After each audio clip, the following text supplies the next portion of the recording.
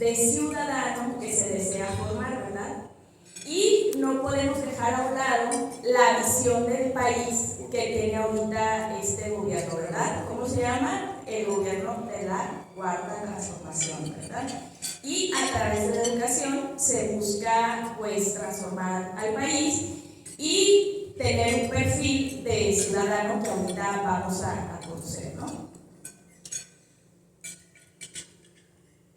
Bueno, primeramente el plan de estudios está fundamentado en el artículo 3, ya todo el mundo lo conocemos, que es desarrollar armónicamente las facultades del ser humano, además de que la educación debe ser laica, gratuita y obligatoria, pero aquí es muy importante que integra lo que es el respeto a los derechos humanos, se va por una educación humanista, y también algo que es clave en todo el plan de estudios es el aprendizaje comunitario. Eso tiene que ver con los programas anteriores que el centro era el estudiante. Y aquí sostienen que cuando tú te centras en el estudiante es una actitud individualista y que es egocéntrica y que realmente no estás aportando a tu sociedad, sino que el individuo nada más se esfuerza por ser mejor él y tener metas, y a veces no le importa hacer pues situaciones que pueden ser penosas para llegar a esas metas, ¿no? Entonces aquí lo que se intenta es que todo el aprendizaje que se dé sea en base al trabajo comunitario, y de ahí se va a partir. También se basa en el interés superior de la niñez, y esto está normado a través de organismos internacionales donde se cuida la integridad del niño sobre hasta sus cuidadores o cualquier situación. Entonces el gobierno tiene que hacer políticas públicas acordes a estas normativas, ¿verdad? Y bueno, dentro de las leyes está la Ley General de Educación, donde hay todas las especificaciones que tenemos que hacer todos los actores que nos dedicamos al sector público y digo de educación, también los padres de familia, y bueno, ahí ya viene específicamente, ¿no? Entonces este es el sustento de lo que viene siendo el plan.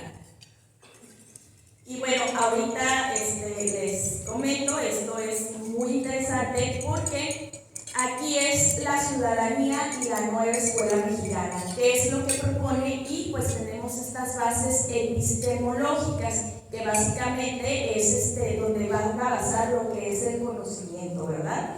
Y bueno, aquí tenemos la pedagogía de Paulo Freire, que es muy interesante porque habla de la emancipación de las masas hacia las clases dominantes, ¿verdad? Y pues habla también de un diálogo que se tiene que tener de manera horizontal y que no hay monopolio de conocimiento.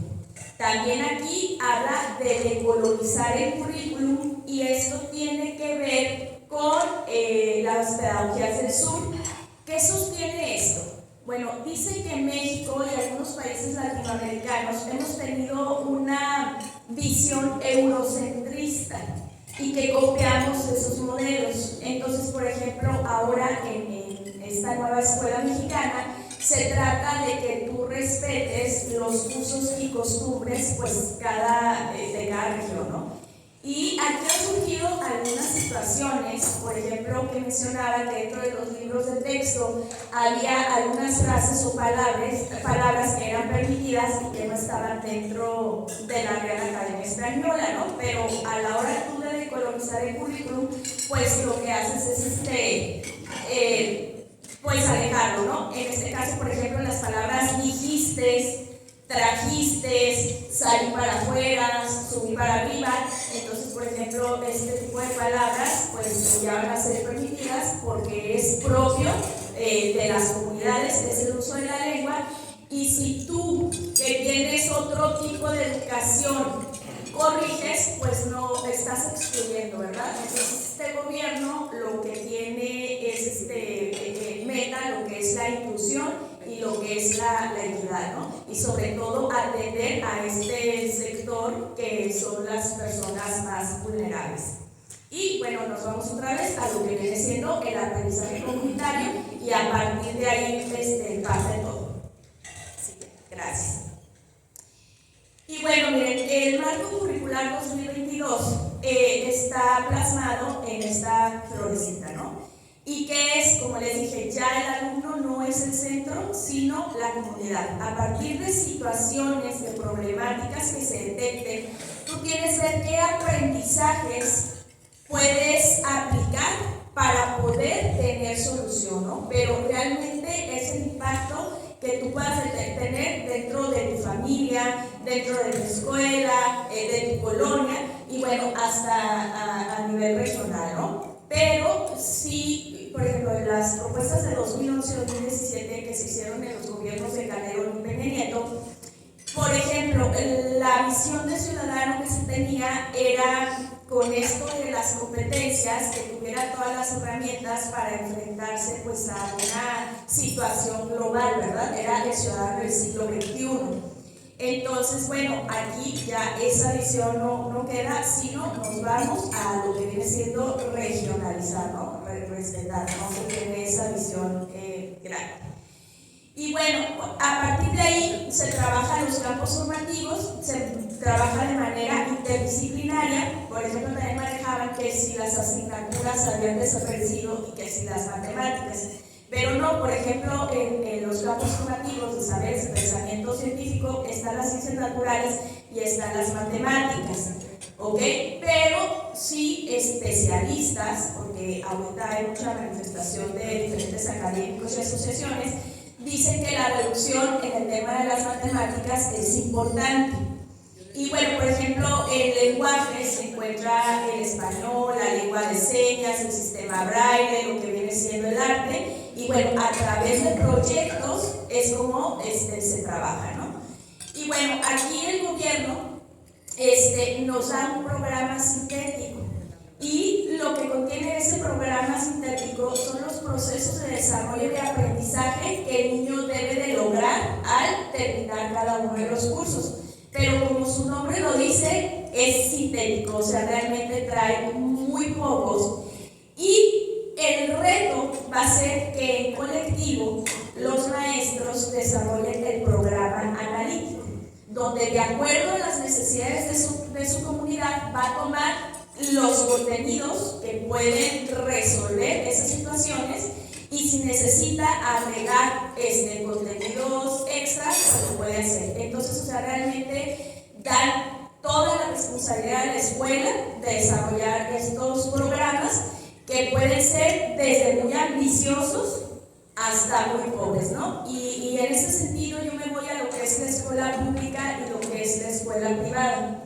En una escuela privada a veces se cuenta con todos los recursos para poder apoyar tanto en asesorías, materiales, libros, para poder hacer programas muy robustos, ¿no? Pero de repente tenemos en la escuela pública, a lo mejor en comunidades que están muy alejadas, pues que no tienen todos esos apoyos académicos o no hay liderazgo pedagógico por parte del directivo y del docente, entonces pues ahí corre el riesgo de que esos programas analíticos sean pues muy pobres y pues no haya un logro de aprendizaje importante de los niños. Aquí hay algo que llama la atención, pero es parte de la política pública de este gobierno, ¿no? Este año solicitó al INEGI que ya no diera datos sobre evaluaciones estandarizadas. También ya no se puede dar información del gasto público de la nómina y tampoco de la situación de infraestructura de los planteles, porque no es internacional. Entonces, bueno, al no haber evaluaciones estandarizadas, pues también se pierde lo que es el carácter nacional de la educación, ¿no? Y digo, finalmente, pues cada quien va a hacer de su programa analítico, pues lo que quiera, ¿verdad? Entonces, básicamente es esta parte. Gracias. Y bueno, tenemos aquí la nueva familia de los libros de texto. Todo esto tiene que ver y está muy enfocado a los temas sociales, a los saberes populares, a los lenguajes populares, que es lo que les estoy diciendo, y también al conocimiento regionalizado. Incluso, por ejemplo, en el campo del saber y pensamiento científico. De hecho, por ejemplo, si, no sé, la comunidad tiene alguna, pues, como chamanismo o cosas así, o sea, se pueden incluir dentro de su programa analítico, ¿no? O sea, si tienen esas creencias de usos y costumbres de pues, algunas deidades y demás, pueden integrarse, ¿no? Entonces, bueno, cada quien va adaptando. Y estos libros son de proyectos para trabajar en el aula, para trabajar en la escuela y para trabajar en la comunidad. Cada uno de los libros está dividido en los campos formativos y está también el de saberes y pensamiento científico. Pero realmente lo que viene siendo las matemáticas no lo maneja como una asignatura disciplinar, ¿me explico? Cuando realmente debería de tener pues una metodología concreta. Y bueno, en el siguiente. Ok, ¿cuáles son las áreas de oportunidad que se han detectado en los libros de texto? Y esto es lo que pues, se recoge a nivel nacional y de los temas que se han planteado, ¿no? Y uno de ellos es la metodología de primero y segundo en cuanto a los aprendizajes de la lengua escrita. Es muy importante que en esos grados los alumnos consoliden el proceso de alfabetización inicial. En las propuestas anteriores se basaba la metodología en la de Emilia Ferreiro y lo que era Margarita Gómez Palacios, que era a través de un programa analítico, pero sí era algo estructurado donde los niños pues adquirían la cultura escrita, ¿no? Ahora, con la ausencia de esta metodología, pues los maestros van a tener la capacidad de decidir qué tipo de metodología emplear, pero aquí la pregunta es si todos los maestros pues estamos capacitados para implementarla, ¿no? Fíjense que en los programas 2011-2017 realmente lo que nos daban era como una receta de lo que se debería de hacer con una metodología. Y ahorita, por ejemplo, no te dan absolutamente nada de eso. Entonces le apuestan todo al liderazgo pedagógico que pueda tener el docente, ¿no? Entonces aquí yo creo que el reto que va a tener el Estado, tanto a nivel federal y también a nivel estatal, es la capacitación del magisterio, pues para que podamos realizar estos programas analíticos, se pueda reflejar en nuestra planeación y realmente los aprendizajes de los alumnos pues sean efectivos, ¿no? Otro es que se han detectado errores conceptuales y ortográficos. Por ejemplo, en una de tasa de interés, pues pusieron esta tasa, ¿verdad? O por ejemplo mencionaban que las figuras geométricas solamente tenían líneas y ángulos, entonces por ejemplo ahí dejaban fuera el círculo. O también se vio lo que eran los planetas, donde estaban pues todos fuera de las órbitas, no estaban por orden y además les pusieron pues colores que llamaban la atención, pero no de acuerdo a lo que es la densidad de los gases y sus compuestos químicos, ¿no? Entonces, o sea, en eso pues sí hay algunos errores conceptuales que han salido en redes, ¿verdad? Y que están surgiendo cada vez más. Aquí también hay problemas en lo que vienen siendo los planteamientos didácticos, en lo que son las metodologías. Y bueno, aquí como les digo, todo le apuestan a que el docente lo haga dentro de sus programas analíticos. Entonces ahí es donde podemos poner el ojo. Y otro también que se ha mencionado es en cuanto a la ideología de género o temas sexuales que traen los libros desde temprana edad. Aquí lo que se busca y lo que sostiene la actual administración es de que a los niños se les debe brindar toda la información de la sexualidad desde las tempranas edades, y eso es para evitar la violencia sexual que sufren muchos niños. Es que sí, ahora que nosotros regresamos de pandemia y que los niños estuvieron al cuidado de adultos, de algún familiar, de alguien parado, fíjense que sí hubo mucho niño abusado. Créanme que las escuelas a veces son el espacio más seguro para esos niños, ¿no? Entonces, por eso es que desde temprana edad, ellos sostienen que se les debe de hablar de estos temas para que ellos puedan identificar, ¿no? Y no sean pues sujetos a este abuso.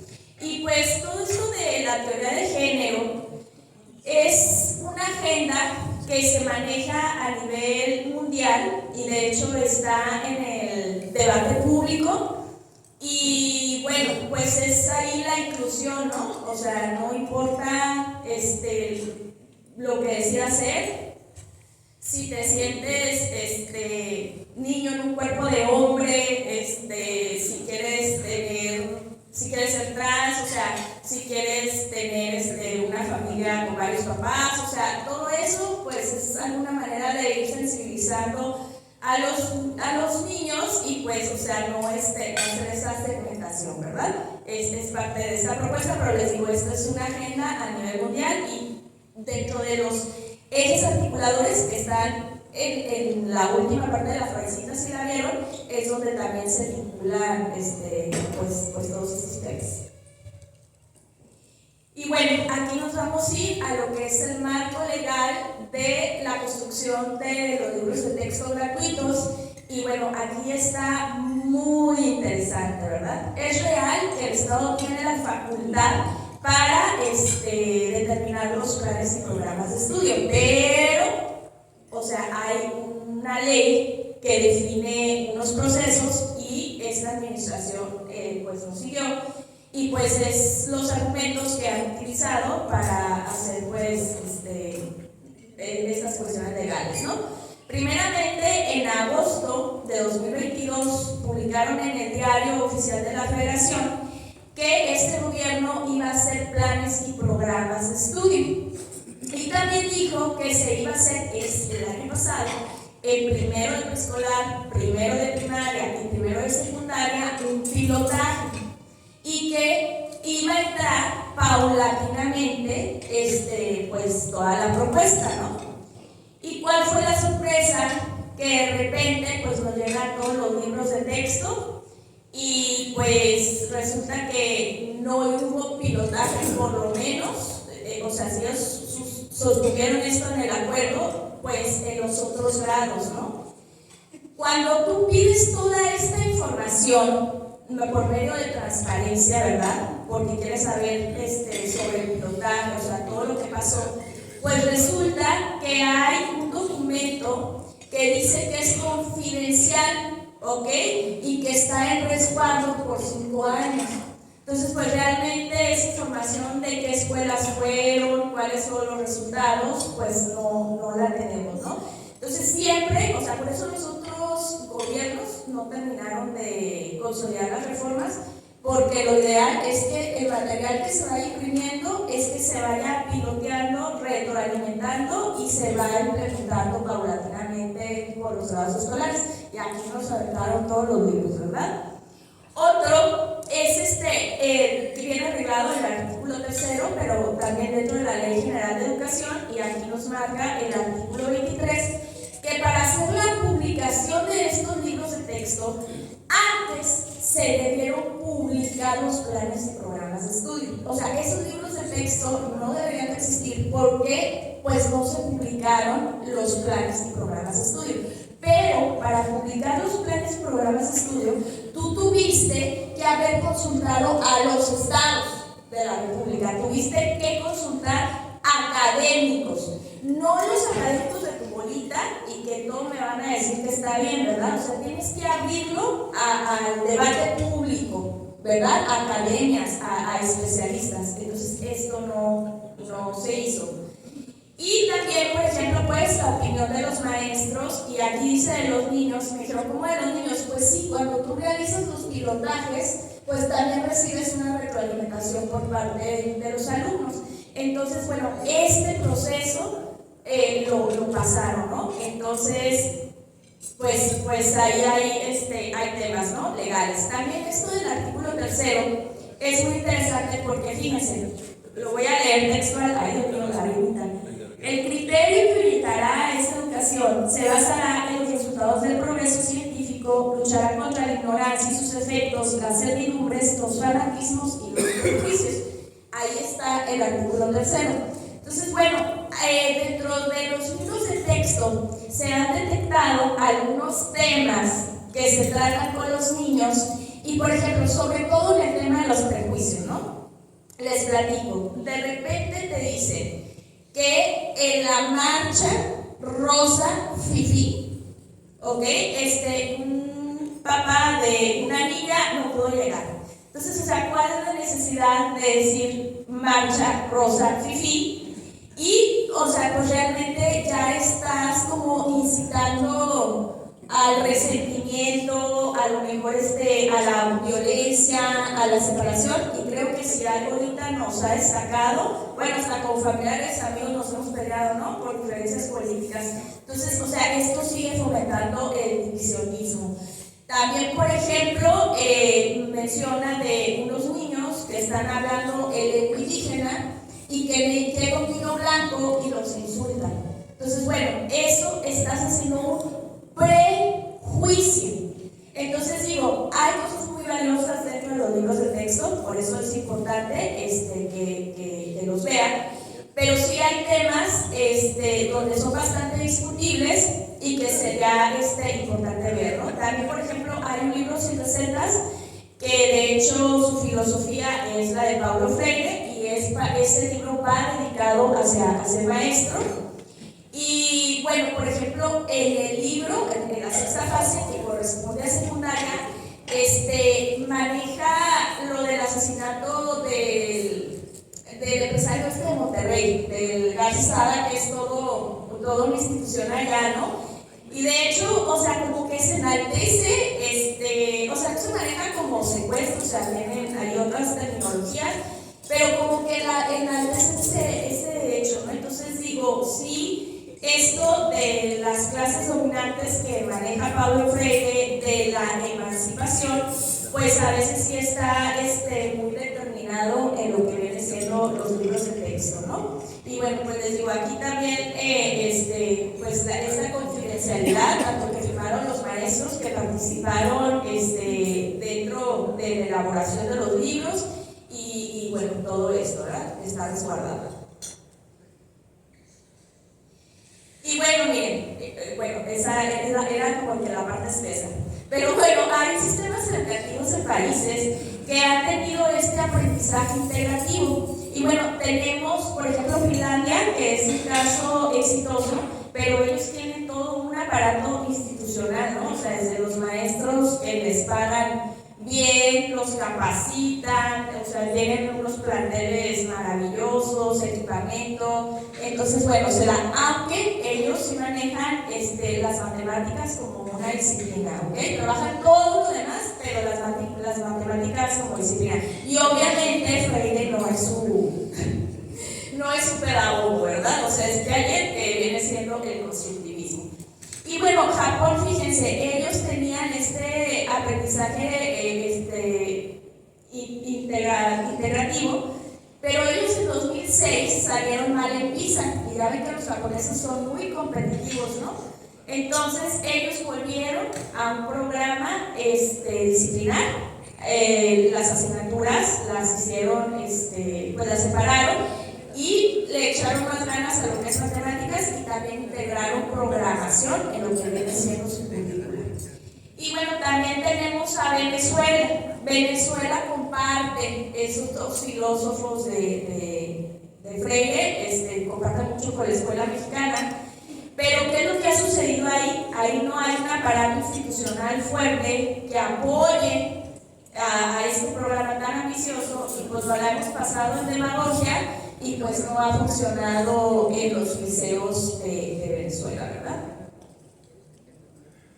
Y ya para concluir, ¿cuáles son los retos del sistema educativo nacional? A mí no me gusta verlo como problemas o dificultades. Siempre a los retos hay que buscarles soluciones, ¿no? Entonces, primeramente, antes de pensar en implementar un marco curricular nuevo, realmente lo que se debió de haber hecho es un diagnóstico profundo de cómo llegaron nuestros niños en cuestión de aprendizajes después de 2 años de pandemia, ¿no? Tenemos que ver el estado nacional en educación del sistema educativo.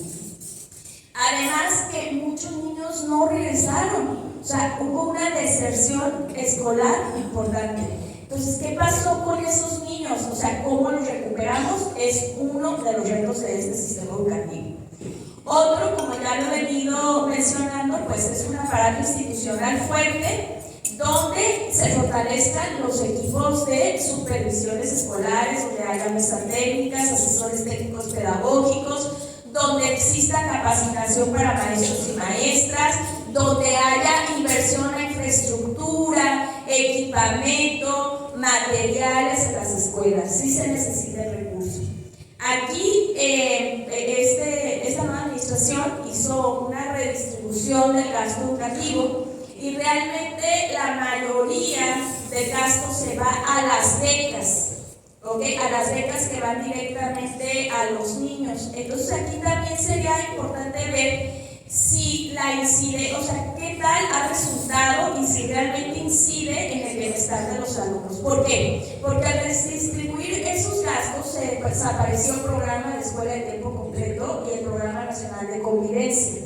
Y por ejemplo, estos dos programas estaban destinados a la reconstrucción del tejido social.